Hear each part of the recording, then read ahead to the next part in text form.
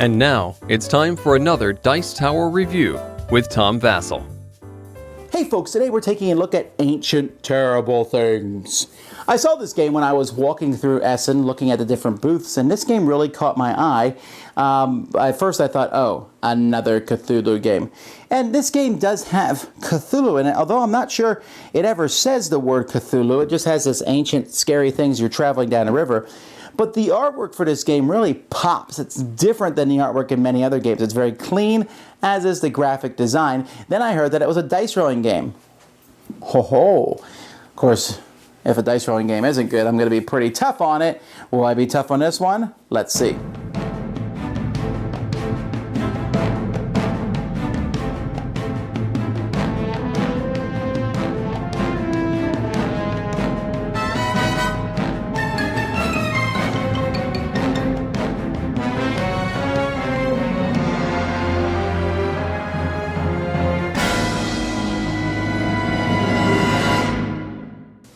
In this game, an unspeakable thing is going to happen on the course of the river, and you want to be the one person who survives to tell the tale. You will do that by getting the most points on whatever they're called in this game, and beating different things on the board will give you points. If you get a certain number, let's say I defeat 3 yellow encounters, I'll get this card, and as long as someone doesn't beat more yellow encounters than me, I'll keep it, and that's worth points at the end of the game. And you can lose points from gathering these tokens on this side of the board. Now, at the beginning of each round of the game, you're going to have these cards placed out here, but each player in turn order is going to place their marker on one of these and try to defeat that adventure wherever it is. Whether they defeat the adventure or not, if they defeat the adventure, they get to keep the card with the points. If they don't defeat the adventure goes away and they have to take one of the tokens over here. When all those tokens are gone, the game is over, and if you completely go through the adventure or the rumor deck here, then the game also ends. And the rumor deck starts with easy, goes to medium, goes to hard. After everybody has gone, they come back to the trading post at the end of their turn, where they'll be able to buy equipment that will help them be used. And once everyone has done that, then we start another round, and whoever happens to have the map token will go first. The map token is also worth a point at the end of the game. Now, when you go to one of these spots, you are going to get any tokens that are laying at that spot. In this case, there's a blue token here because this card told me to put a blue token there. You also get the special ability of that spot. This one here gives you the map token, which means you'll go first in the next round. This one here lets you switch out these cards here. You have all sorts of special cards that you can use over the course of the game. This one here lets you give someone else a token and take one of their tokens.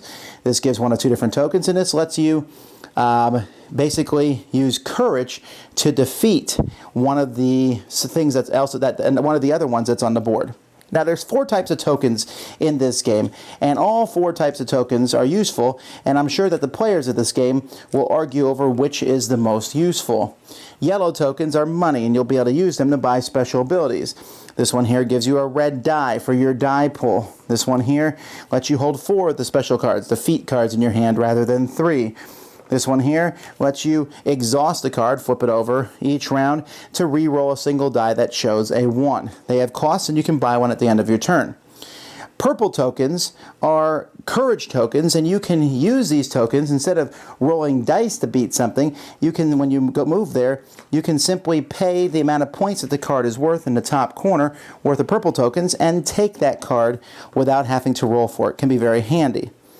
Blue tokens are used for various things, mostly to play these cards here.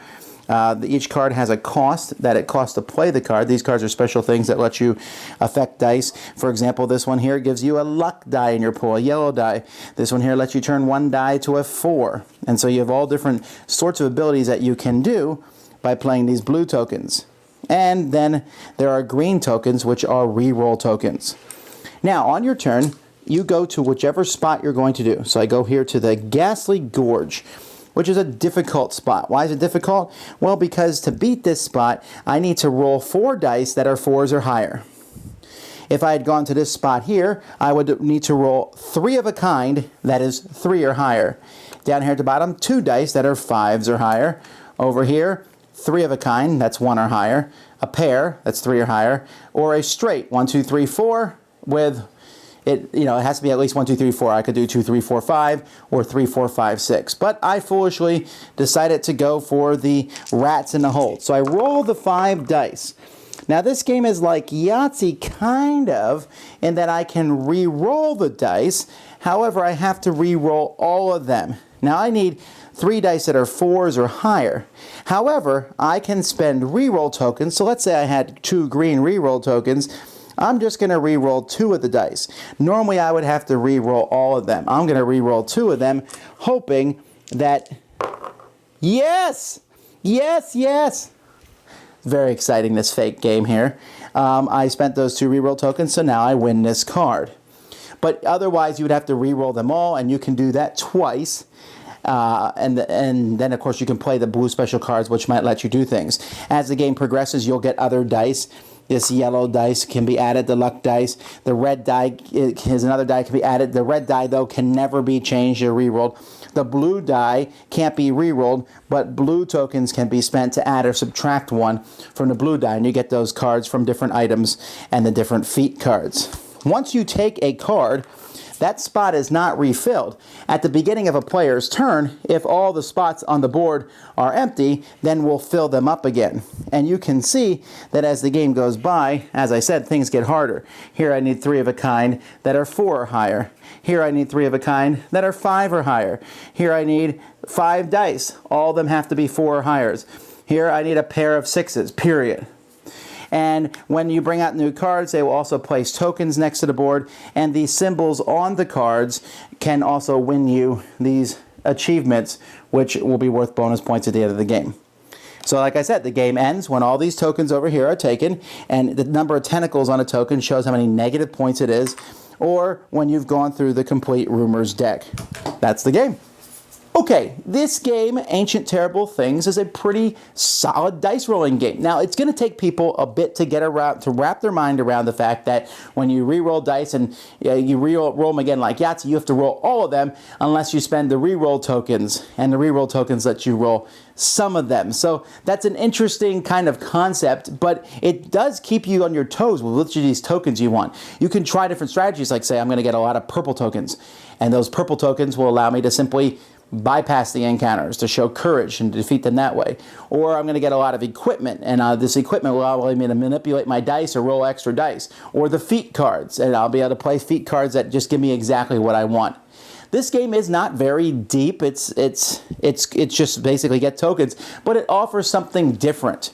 One of the things that's also a little wonky is the turn order, because if someone else picks the river map, and let's say I went, and then you went, and then that person goes, and then when you went, you picked the river map and then the 4th person goes, and then it's your turn again. So I basically have sat out for 7 turns in a row.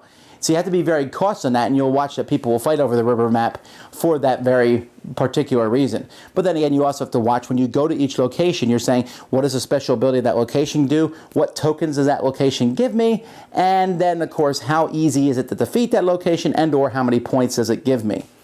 The game artwork, like I said, is really nice. I mean, really is something different. It has that feeling of dread without being disgusting or overt. Kind of gives like a 1920s or 30s pulp feel to it. And the graphic design of this game is extremely clean. Now, there's one thing I didn't mention in the overview, and I should have, is that when you are fighting up against the different encounters, you also have this card that you are able to use your dice for. So here, this is the hard side, and this is the easy side. So let's say I didn't get the scenario at all. I didn't beat the rumor, but I did roll 2 pairs. Well, each pair was higher than 3. So I rolled a pair of 3s and a pair of 6s. I would be able to get 6 blue tokens. Or if I rolled a straight, a 1, 2, 3, I would get 3 yellow tokens. If I rolled a straight of 3, 4, 5, 6, 3, 4, 5, 6, that would get 4 yellow tokens. If I rolled straight of 2, 3, 4, and then 2 6s, I would get 2 green tokens and 3 yellows. And then that's the easier game, this is the harder game. So you're able to go to this card to get a whole pile of these tokens if you don't complete. And sometimes you'll deliberately not complete something. You'll be like, I'll lose a point or whatever, but I'll get a whole pile of tokens, which will help me gain points back on a future one. And this is kind of a cool thing. It gives you like resources to spend. Essentially, you have 4 resources, and I like how they made the yellow tokens feel like money. The purple tokens feel like ways to defeat encounters easily. The blue and the green tokens to feel like manipulation, although in different ways. Pretty solid. If I had any negative things to say, other than the kind of wonkiness of turn order, is that I do feel like it's the tiniest bit long. It just feels like it's the slightest bit longer than it should be, because it is a dice game which you're rolling a lot. And I also enjoyed it a lot more with 3 than I did with 4, if only because my turn came up more often. But as it is, a very interesting take on the dice genre. A lot of people are probably going to compare this to the other Cthulhu dice game, Elder Signs, but I feel like they're very different in regards. There is a lot of similarities to them. I don't know which one I like better at this point. I like the artwork of this one better. This has some really neat concepts in it, and is extremely good quality for a Kickstarter game. Thumbs up for that. So that is Ancient Terrible Things. Dice Tower Judgment, approved. Thanks so much for watching the Dice Tower videos. Find more great videos and reviews, as well as our top-rated audio podcast at Dicetower.com. You can also find other great shows at Dicetowernetwork.com. I'm Eric Summerer, and you've been watching The Dice Tower. The Dice Tower is sponsored by Cool Stuff Inc., where you can find great games for great prices. Cool stuff in stock. Check them out at CoolStuffInc.com. Shut the door!